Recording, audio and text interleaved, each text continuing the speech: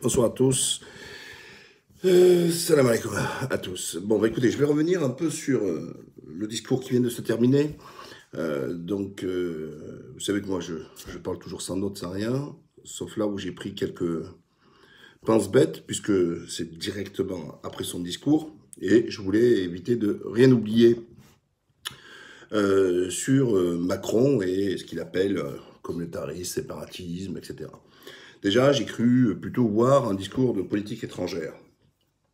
Parce que on a bien compris que, et je vais revenir en détail après par la suite, que tout le long ça a été la Turquie, l'axe du mal. C'est l'axe du mal quand la Turquie défend les intérêts de la France et des Européens en s'attaquant aux Daeshiens, les gens de Daesh, les terroristes de Daesh en Syrie, qu'elle assure justement de rendre hermétiques les frontières pour éviter que le flux de terroristes, mais aussi de réfugiés puissent aller en France et en Europe. Cette même Turquie qui passe son temps à faire ce que l'Europe ne fait pas.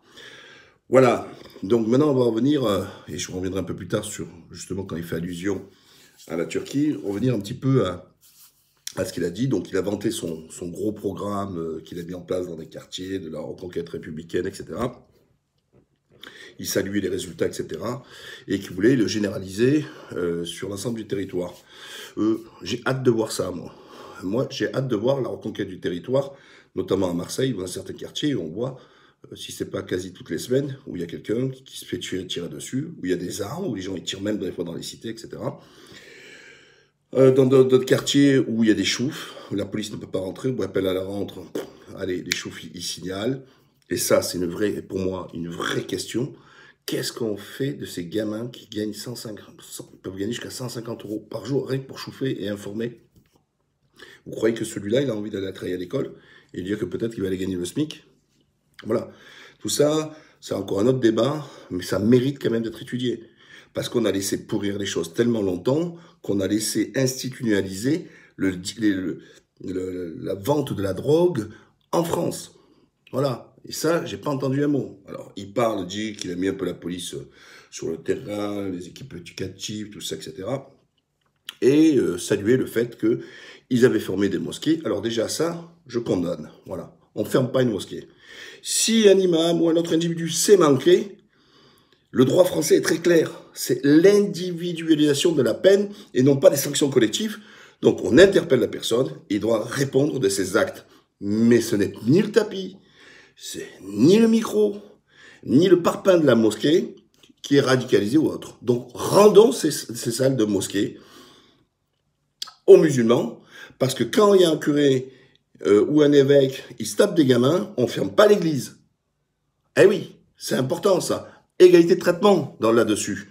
Donc ce n'est pas le support qui est le problème, mais c'est le problème, c'est de l'individu quand il ne respecte pas les règles. Ensuite, donc, il parle notamment qu'il y a eu énormément de contrôles qui ont été faits sur l'école à la maison. C'est déjà une bonne chose, puisque d'après ces résultats, je crois que seulement 13 sur 250 contrôles, où des parents ont fait preuve d'un signalement au parquet ou même à l'éducation nationale, puisque l'enseignement fait à la maison n'était pas conforme à ce qui doit être. Voilà, donc voilà. Ça, à la rigueur, je veux dire, on va pas reprocher à l'État de contrôler. C'est très bien, il faut contrôler. Mais à l'inverse, il ne faut pas commencer à empêcher certains parents, et c'est ça qui m'inquiète, à faire l'école à la maison, s'ils respectent clairement les consignes. Et oui, parce que des fois, c'est souvent des interpellations par des fonctionnaires zélés, qui vont pas comprendre parce que la maman porte le voile aussi. Et j'en profite pour additionner ce qu'il a dit lui, en disant notamment, il y a des mosquées qui sont en train de se construire, et je reviendrai un peu plus tout à l'heure, un peu plus profondément, où il y a des écoles qui se font, notamment à Mulhouse, et je crois que c'est la mosquée Nour, il reproche qu'il y a une piscine et tout. Il a dit tout ça c'est pas républicain, mais pourquoi une piscine? Quel rapport la République avec une piscine? Il a employé le mot République au moins 300 fois. Mais il ne faut pas le placer à chaque phrase, à chaque ponctuation, mais virgule. Mais il ne faut pas à chaque fois nous parler de République pour tout et n'importe quoi. En quoi c'est le problème?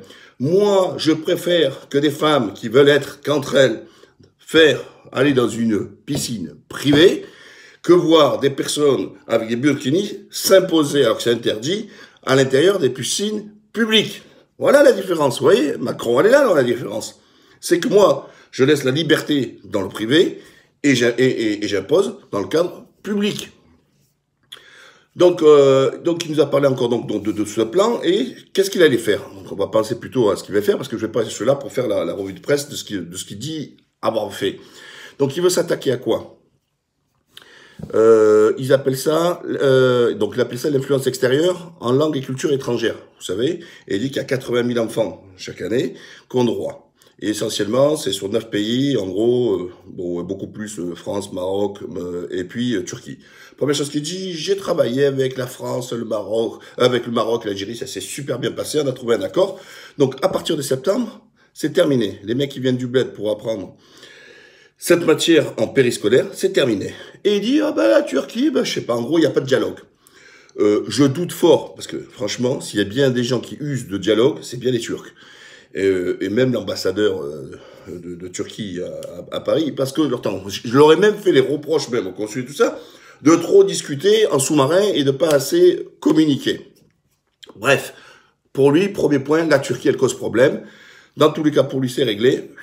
L'enseignement fait par les personnes à l'étranger, c'est terminé à partir de septembre.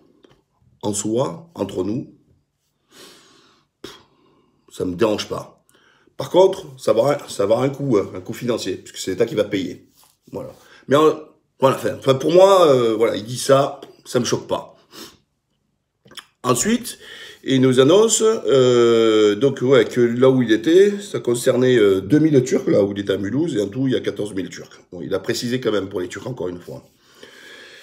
Il nous parle donc toujours dans sa gérance de stabilisation des mosquées, donc dans le même registre. Il dit que les imams, j'ai vu avec le Maroc, le roi du Maroc, j'ai vu avec l'Algérie, enfin, quand on parle d'Algérie, dans quel état l'Algérie? Parce que, est-ce que l'Algérie gouvernait? Et avec quelle légitimité? Encore un autre débat. Mais donc, pas de souci, on a trouvé des accords, et c'est terminé. Ah ben la Turquie, encore un problème, la Turquie, on n'arrive pas à discuter avec eux. Donc, 300 imams disaient qu'ils venaient d'Algérie, du Maroc et de Turquie, et que disaient que maintenant c'est terminé, ils ne veulent plus voir, et ils parlaient aussi des imams qui venaient en renfort pendant les périodes du Ramadan, puisqu'il y a le Talaweh, la prière du soir, et qui avait nécessité. Vous savez quoi? Là-dessus, là aussi, ça ne me choque pas.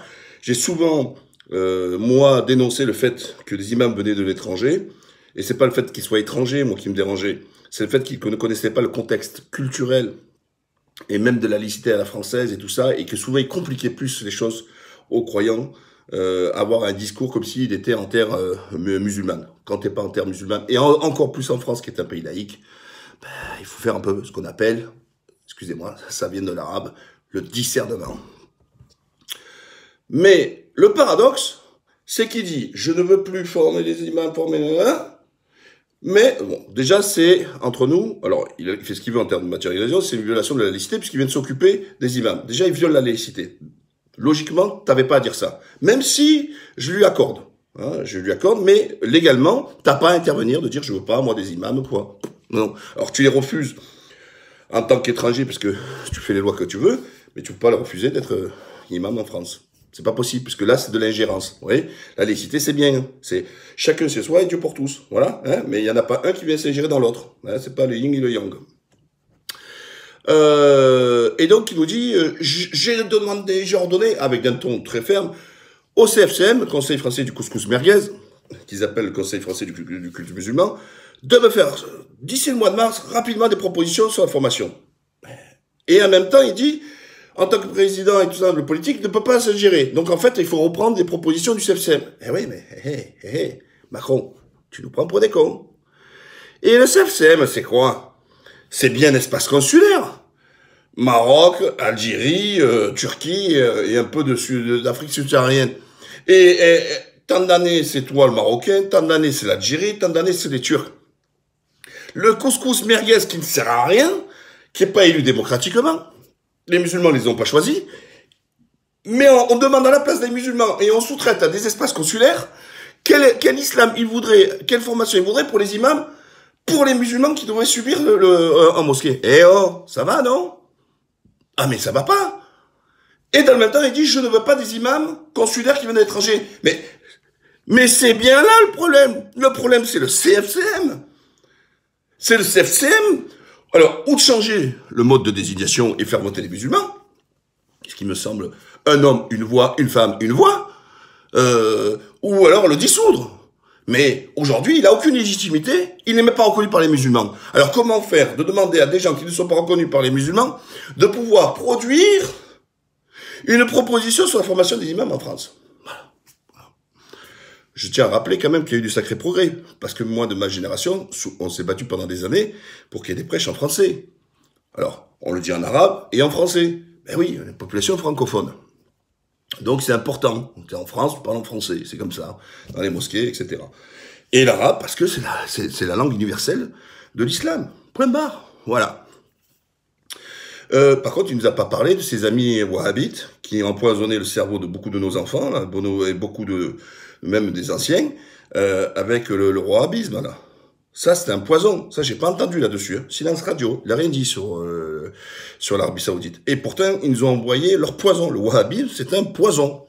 Parce qui est fait pour préserver, avec ce sur quoi il s'appuie là-dessus, il faut pas se retourner contre le gouverneur, pour maintenir le roi en place, que personne ne se soulève contre lui. Voilà. C'est purement, ça n'a rien de religieux, ça. Voilà. Et en plus, qu'on fait complexer nos jeunes musulmans, qui souvent de parents d'origine du Maghreb, qui étaient des malikrites, à leur faire un peu culpabiliser, en pensant que justement eux qui venaient de la Mecque, ben, ils étaient plus des gens de science. Non, plus magouille, plus drogue, plus des prostituées, oui, on les voit, hein, sur Georges V, il n'y a pas de souci. Enfin, donc, il sort, dit, donc, voilà, demande aussi des propositions, et bien sûr, il a encore visé la Turquie sur cette question-là, et il dit que dans tous les cas, bah, la Turquie sera obligée de s'y plier. Alors, c'est vrai que les imams turcs viennent du DİTİB, parce qu'en fait, en Turquie, c'est le DİTİB, ce qu'il appelle le Diyanet, qui gère les imams en Turquie. C'est structuré, si vous préférez. Il y a un organigramme. Mais c'est pas Erdogan qui a fait ça. Parce que, en fait, ça sous-entend qu'Erdogan est derrière tous ces trucs-là. Alors, moi, je vais vous dire, objectivement, je vous dis les choses.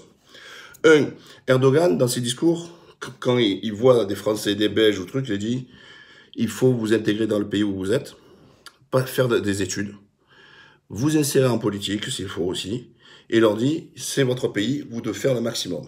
Voilà le discours qui tient. Deuxièmement, jamais il a mélangé les deux, c'est-à-dire lui, en tant qu'homme politique, et pour influencer. Il a influencé rien du tout. Il faut savoir que le dispositif du DİTİB, ça a été mis en place par les anciens laïcards du DHP qui étaient au pouvoir, la dictature laïcarde qui est en Turquie, et Erdogan n'a rien changé du tout. C'est resté comme tel. Tout comme, c'est pas Erdogan qui a dit, je vais envoyer des enseignants pour apprendre aux enfants en périscolaire le turc. Ça date depuis des années 70. Donc, il est encore étranger à tout ça. Et aujourd'hui, se réveiller la bouche en cœur, en faire croire que c'est lui qui est encore derrière tout ça, c'est de prendre des gens pour des cons. Voilà, c'est le mensonge. Voilà. Hein, Erdogan, il faut arrêter de le voir, la main de Erdogan, de partout. Et d'ailleurs, les Turcs, ils ont la tête dure, tu leur ferais pas avaler ce que tu veux comme ça. Voilà, je m'attendais à pire, honnêtement, parce qu'il y a eu tellement de fortes montées de mayonnaise, et il est sorti des choses, pas grand-chose. En revanche, je maintiens, il ne l'a pas dit, mais moi, je vous le dis, il y a eu trop de mosquées qui ont été formées de façon à tort. Il y a trop de mosquées qui sont bloquées d'être construites à tort. Alors, les maires abusent, justement. Alors, autant il y a des maires clientélistes qui donnent pour se faire élire, mais il y en a autant aussi des gens qui sont contre les mosquées pour être élus, se faire élire, ou se refaire élire. Voilà. Parce que ça, il n'en a pas parlé. Il y a des mosquées aujourd'hui qui ne voient pas le jour à cause de maires qui en font un enjeu, comme les gens qui disent « je veux pas des HLM ». C'est exactement le même registre. Il n'a pas parlé aussi, c'est que on a trop aujourd'hui, il y a eu des perquisitions à tort, plus de 7000 à tort contre des musulmans, qu'il y a eu trop de soupçons de radicalisation pour rien du tout, et qu'il y a une vraie défaillance des services de l'État, puisqu'elle ne sait pas faire la différence entre une pratique dite rigoureuse et une forme de radicalisation, ou alors d'endoctrinement vers le terrorisme. Et ça, c'est grave. Le port de la barbe ou le port de hijab n'a strictement aussi rien de politique. C'est une pratique religieuse, et ça, encore une fois, il ne l'a pas soulevé. Donc, en gros, il nous a fait tout un pataquès pour s'attaquer, je vous ai dit, dans ce qu'il propose, où je vous l'ai dit, je n'ai pas un point de fixette à être contre. Voilà, il n'y a pas de souci. Sauf que moi, ce qui me dérange, c'est la situation actuelle. Et il n'a pas parlé de ce qui se passe qui n'est pas acceptable. Il y a des policiers qui aussi ont perdu des emplois. Eh oui, voilà, ils ont perdu leur emploi, soupçon de radicalisation. Voilà, qu'on nous dise, et moi je vous le dis, arrêtez d'employer le mot islamiste. Qui me donne la définition d'islamiste? Vous me posez à n'importe quelle question un truc, ils sont tous là, islamiste. Mais c'est quoi ta définition d'islamiste? Et ensuite, quand tu as la définition, à qui tu t'adresses? Parce qu'on est capable, justement, ils inventent des mots, mais alors ils sont quand même pas de leur donner une définition. Et ça, c'est encore plus grave. Voilà. Je pense qu'il y a un gros chantier là à avoir pour la Turquie, puisque ça a été une attaque. Je pense qu'il va y avoir un retour de la Turquie suite à ces attaques. Et on a bien compris que c'était la Turquie qui était surtout visée. Et entre nous, hein, alors je sais que là, ça va vous repuer des poils, le Maroc et l'Algérie se couchent comme ils se sont toujours couchés. Moi, j'ai pas vu ni le roi du Maroc, ni quel que soit le président algérien, se préoccuper des musulmans en France. Jamais, moi, publiquement condamné quand il y a des trucs. Quand il y a eu les perquisitions, les 7000 à tort, il était où l'Algérie? Il était où le Maroc? Bon, je parle même pas de la Tunisie, etc. et tout le reste. Voilà, ils étaient absents. Et chaque fois qu'on tape sur les musulmans, ils sont où? Ils sont jamais là. Donc oui, gardez vos imams, restez au Maroc. L'Algérie, occupe-toi, t'occupe pas des musulmans de France, parce que tu t'en occupes pas. Tu nous as mis Boubacar, le buveur de whisky, qui est un vendu, qu'on sort au pas du CRIF rien que pour jouer la caution. Voilà, ça c'est la réalité, parce que la mosquée de Paris, c'est l'Algérie, voilà. Et le roi du Maroc aussi, je vous le dis, vous avez rien fait. Vous avez rien fait, vous vous couchez. Donc, et j'ai pas entendu une seule fois, justement, Macron dire, oh, je veux entendre les musulmans et je veux qu'ils prennent leur destin en main. Parce que c'est ça qu'il faut se battre. Il faut que les musulmans se battent pour leur propre destin. Enfin, pour ceux qui restent à la France. Moi, je suis allé en Turquie. À la prochaine.